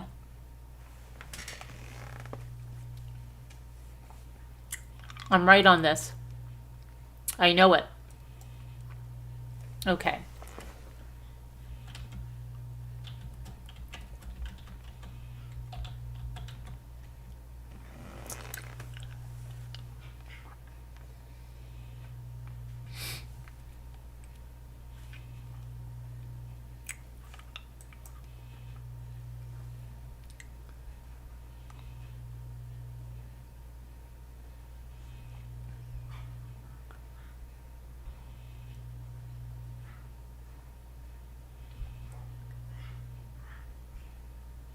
Several weeks before Jay-Z, aka Sean Carter, was accused in a lawsuit of R-ing a minor with Sean Combs, he received a letter from the plaintiff's lawyer asking to resolve the matter via mediation for money.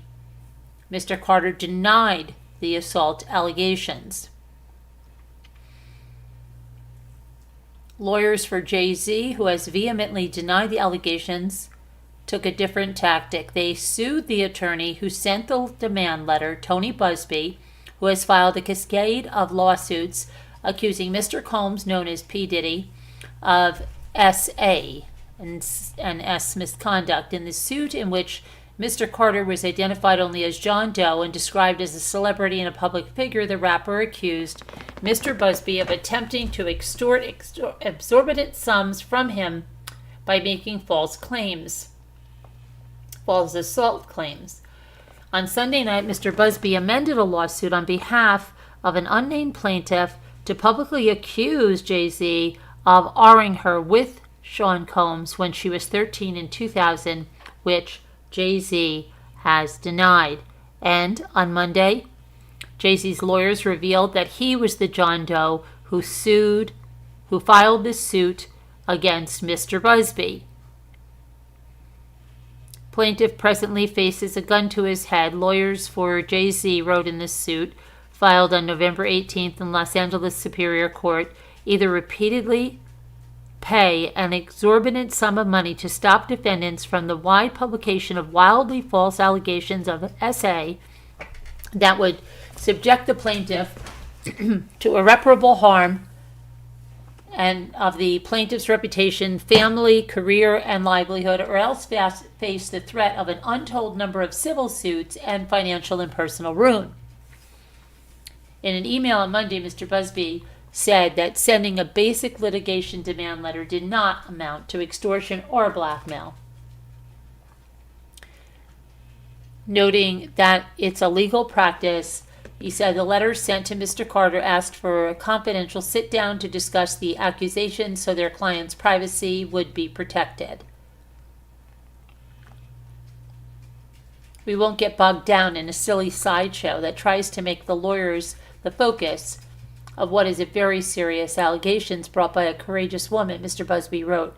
In her suit, the woman, who's identified only as Jane Doe, accuses Mr. Carter and Mr. Combs of R-ing her at an after-party for the MTV Video Music Awards. Mr. Busby has called Mr. Carter's suit against him and his firm utterly frivolous and accused the rapper's lawyers of harassing the plaintiff's lawyers and their associates in an attempt to prevent them from publicly naming Jay-Z. The rapper's legal team called their conduct routine investigative activities related to the dispute. Though Jay-Z's lawyers said in court papers that they had received demand letters regarding two clients of Mr. Busby, only one suit from the woman who said she attended the party has been filed. Sean Combs, who's in jail awaiting a trial on federal trafficking and racketeering charges, has denied essaying anyone, and he's fighting the lawsuits in court and has pled not guilty to the criminal charges. The public tangle between the high-profile lawyers follows as Mr. Busby's well-publicized entrance into the Combs legal saga. After Sean Combs was indicted, Mr. Busby held a news conference, and he sought clients through a hotline and issued warnings that he planned to involve people and corporations adjacent to Mr. Combs in an incoming flood of litigation. Mr. Busby said he had a team vetting the claims and that the names that the investigators had collected from accusers will shock you, stirring up weeks of speculation online. Alex Shapiro, a lawyer for Jay-Z, asked a federal judge in New York to require the accuser to reveal her name. He said the rapper had no idea who the plaintiff could be. In cases where a judge allows a plaintiff to proceed anonymously, the defendant is typically provided the accuser's name to mount a defense. But Mr. Carter's lawyers argued that it is a critical part of the judicial process to make a plaintiff's identity known to the public, in part because it can prompt people with valuable information to come forward.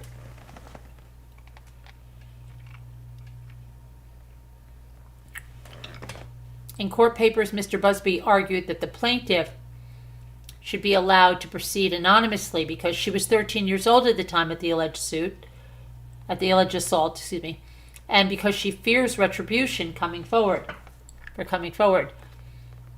Sean Combs is facing at least 30 lawsuits alleging as misconduct. More than half of them were initially filed anonymously. In at least 2 cases, judges have ordered plaintiffs to reveal their identities, which prompted them to refile the suits. Others have allowed the suits to move forward anonymously on a temporary basis.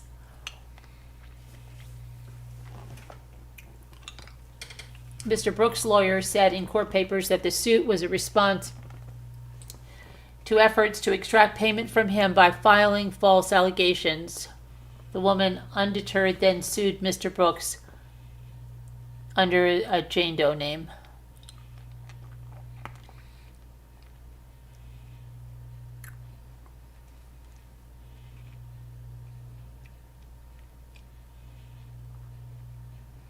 Okay, so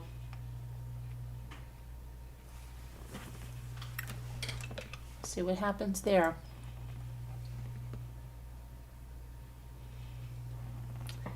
So, what does Billy Boy say? Billy Boy says, Puffy, Sean Combs, Puff Daddy, Puff Diddy, Sean P. Diddy. Diddy, so many name changes. Makes sense now. Yeah.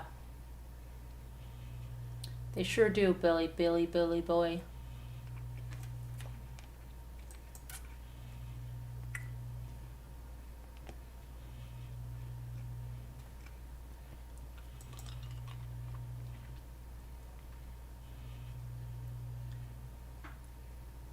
What's up with this stuff?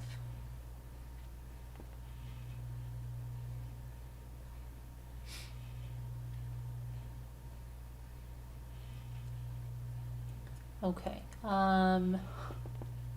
Well. Anybody have any questions?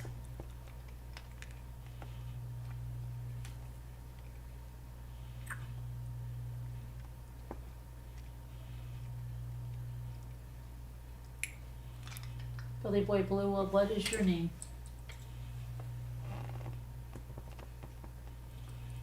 What is your name, Billy Boy Blue? I'm in live chat. So anything else is going, you're aware?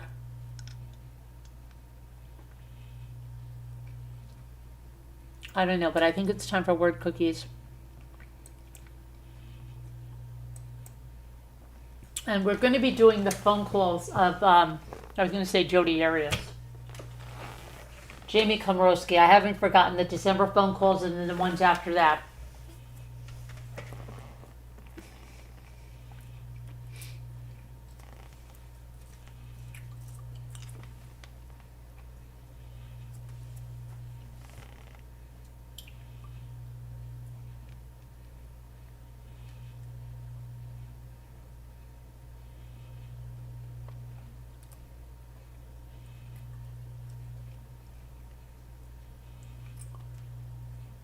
Spin, spin, spin. Spin, spin, spin.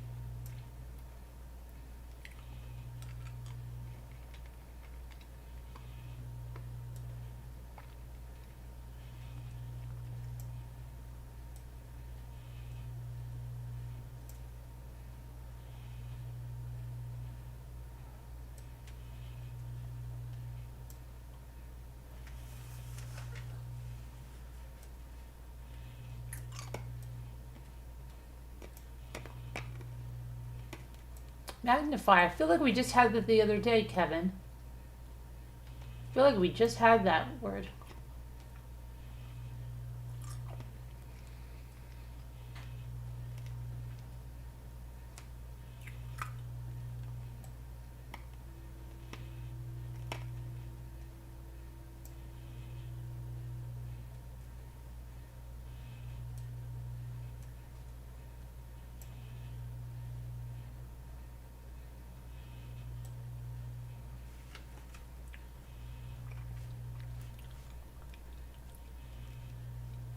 Ferlazzo goes on at 9 in the morning. Yep.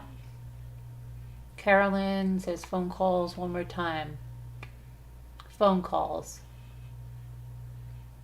Phone calls. Why? Say it with a New York or New Jersey accent? Phone calls? How do you say it? Phone calls? How do you say it? How would you say phone calls? Phone calls? Phone calls? Phone calls. I don't say it that bad, Philly. It's not, my accent is not that bad. It's not like phone calls. You got some phone calls to make. I don't talk like that. Okay, Billy, I am not talking like that. I don't talk like that. I got phone calls to make. I'm not that bad. Stop. I'm having serious deja vu because I feel like we had these words before already. Why are you depressed? Gypsy is going to live her fake life with Ken, acting like her storybook came true, and it's all a facade. Oh no, Christine, don't get wrapped up over it, okay, hun? I don't think it's gonna. I would never be. Don't ever be envious of Gypsy, believe me.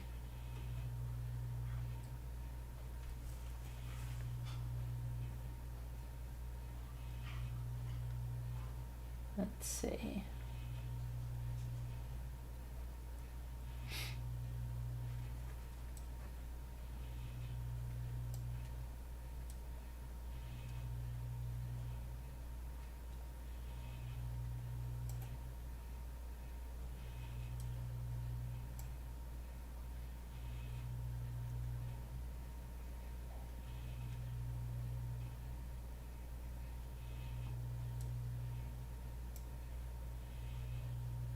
Got it, got it.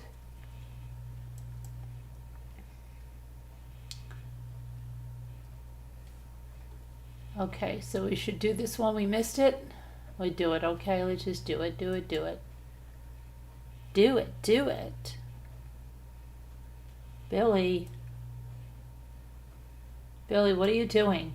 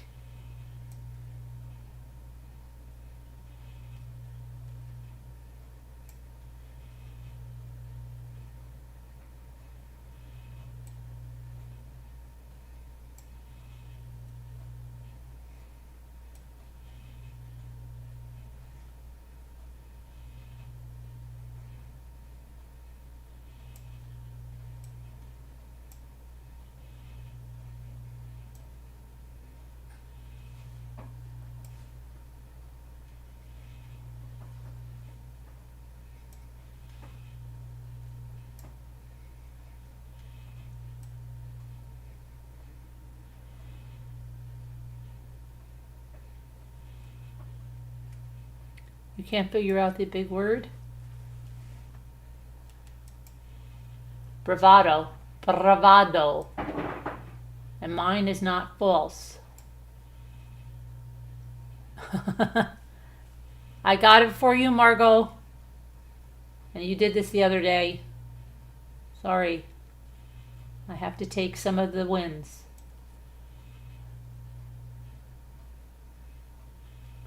Let's see. Now I have to get the A or the B word. The A or the B word. Well, we have one here. We have one here. And two. But you had two.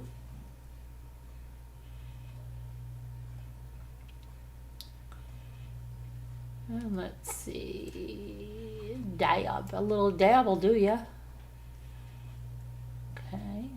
Or ova. We know we have an O name. No word, I mean. And it would be an orb. How about an orb? Okay, I'm right on it tonight, guys. I'm really right on it. Okay, so we got a B word probably. Bard. Yep. Okay, and then between B and R,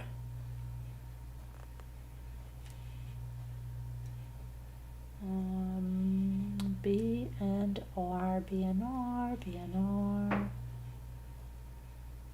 Dora,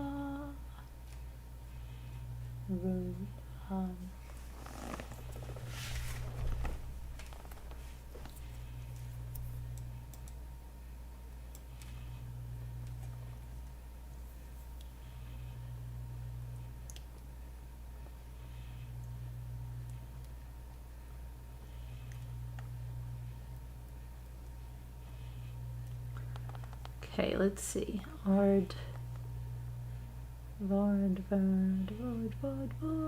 Aardvark. No.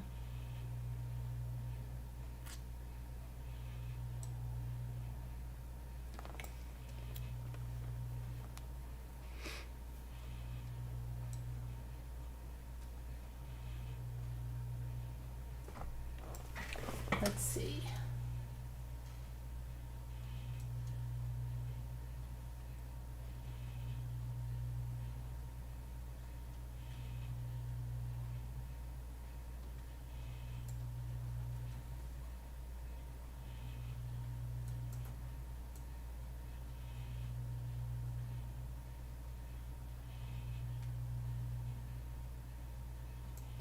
Drab, got that one.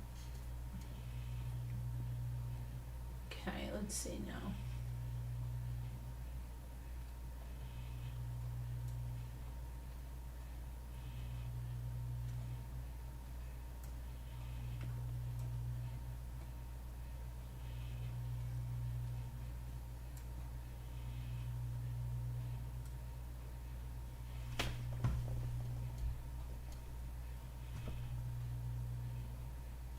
Kevin, what's going on? You can't figure what out?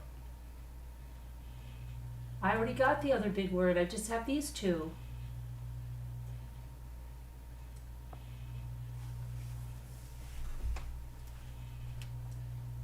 Don't get so upset.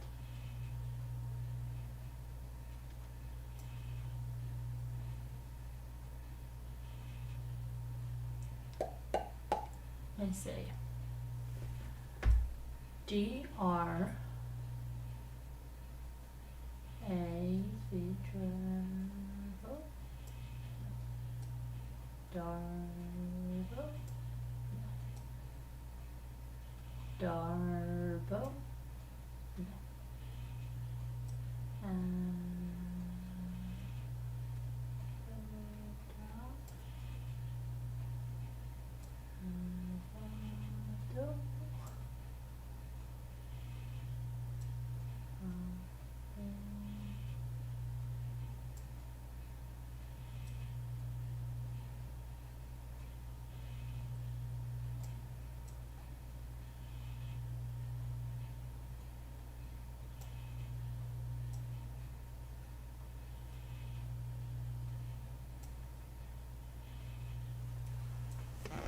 Oh, broad. Okay, that's right.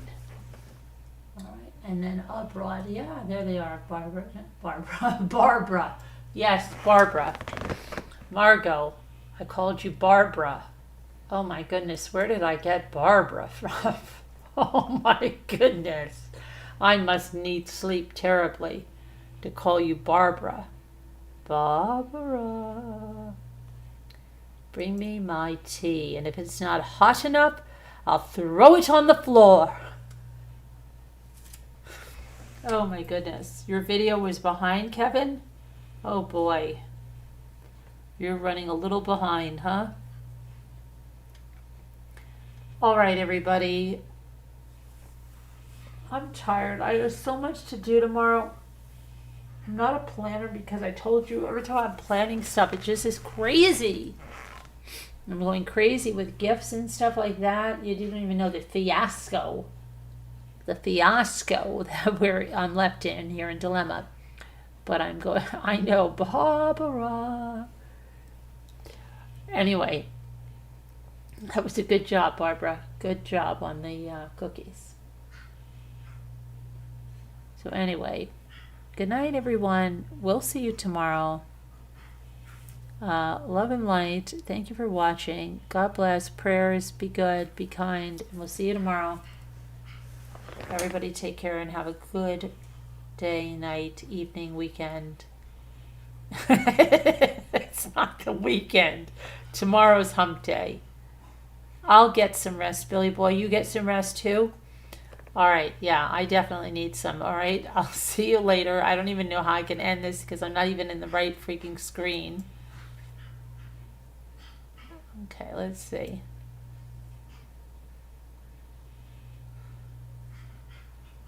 Okay, my little friends. I will see you tomorrow. Love you. God bless. Prayers. We'll see you there. Bye. I almost hit not yet.